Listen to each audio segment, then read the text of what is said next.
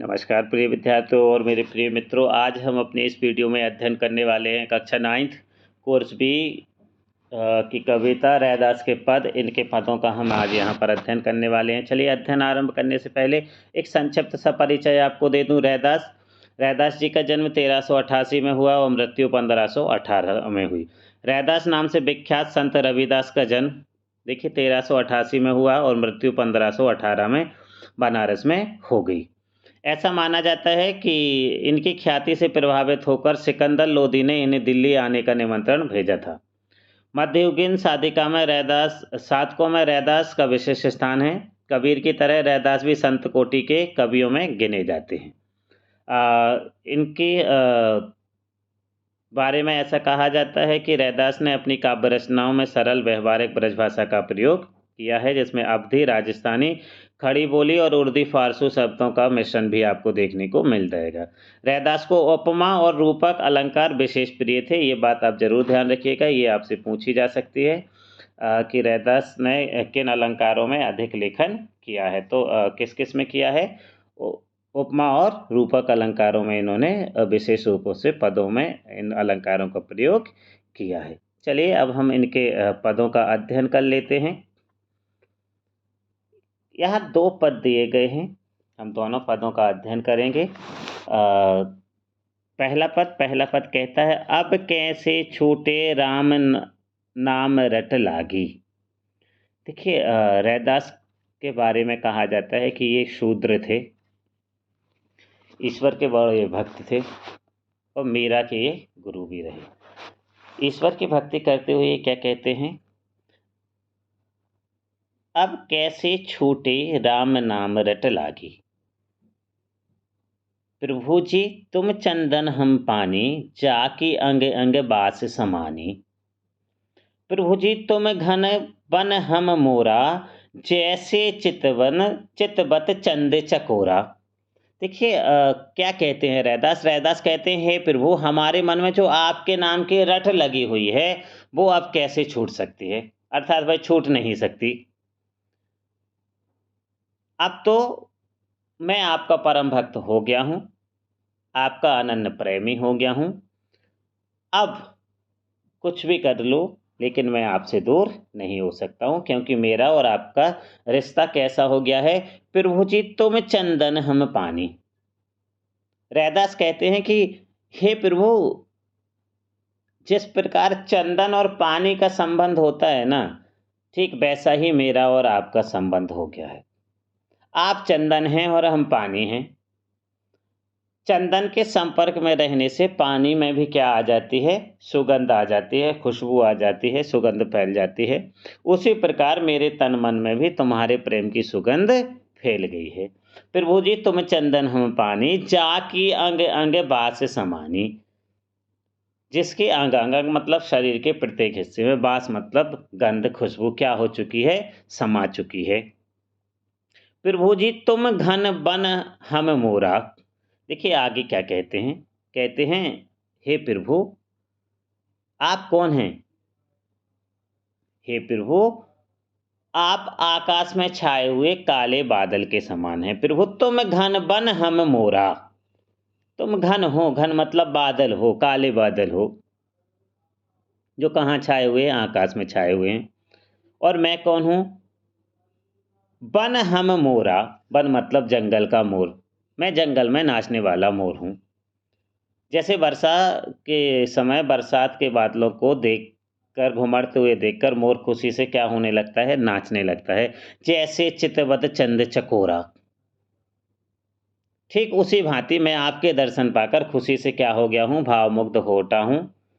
जैसे चकोर पक्षी सदा अपने प्रेम पात्र चंद्रमा की ओर ताकता रहता है, उसी भांति मैं भी सदा आपका प्रेम पाने के लिए तरसता रहता हूं और आपकी तरफ देखता रहता हूं। अर्थात आप चंद्रमा हो और मैं आपका चकोर हूं।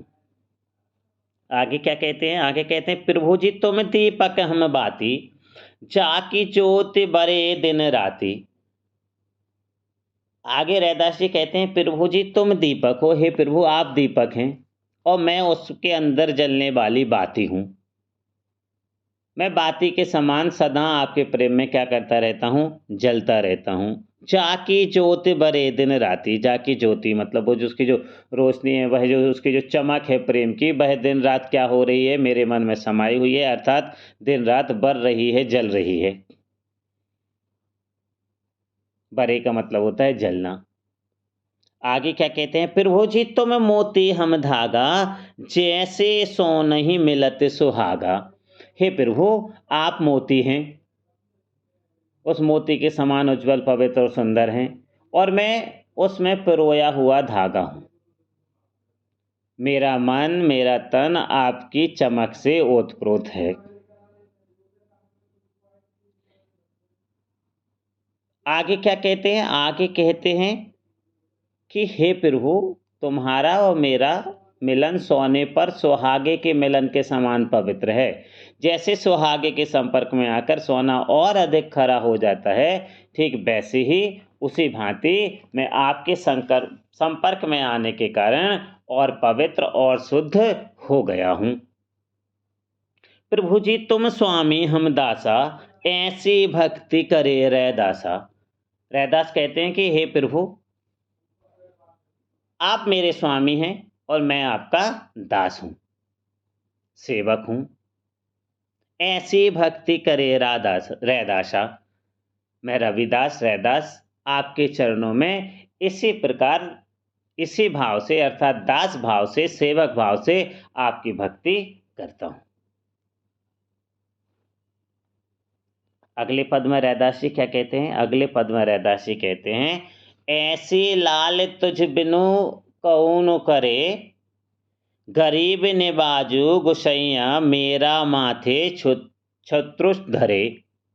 जाकी छोटी जगत को लागे तापर तुम ही डरे, नीचू ऊंच करे मेरा गोविंद काहू ते न डरे। देखिए आगे क्या कहते हैं रैदास। रैदास कहते हैं कि हे प्रभु, आपकी कृपालुता को स्वीकार करते हुए, हे प्रभु, तुम्हारे बिन कौन ऐसा कृपालु है जो भक्त के लिए इतना बड़ा कार्य कर सके। ऐसी लाल तुझ बिन कौन करे, और कौन कर सकता है।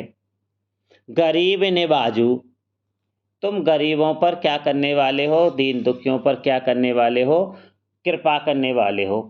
निबाजू का मतलब होता है कृपा करने वाले। गुसैया मेरा माथे छत्रु धरे। देखिए क्या कहते हैं, तुम ही ऐसे कृपालु स्वामी हो जिसने मुझ जैसे अछूत पर भी क्या कर रखा है, अपना छत्र, राजा बनकर राजाओं जैसा छत्र रख दिया है। नीच के माथे पर, अछूत के माथे पर राजाओं जैसा छत्र रख दिया है। अर्थात तुम ही ने मुझसे राजाओं जैसा सम्मान प्रदान किया है। जाकी छोटी जगत कऊ लागई, तापर तो ही डरी। देखिए आगे क्या कहते हैं, मैं अभागा हूं, जिसको छूने मात्र से सारे संसार को दोष लगता है। छोटी जगत कऊ लागे तापर तो ही डरी। कह रहे जिसको छूने मात्र से संसार के लोगों को दोष लग जाता है, तब भी हे स्वामी, तुमने मुझ पर असीम कृपा की है। नीच ऊंच करे मेरा गोविंद काहू ते न डरे।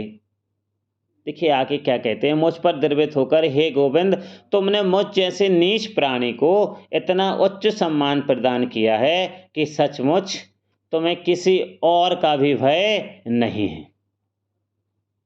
नाम देव कबीर तिलोचन, सदना शैनु तरे।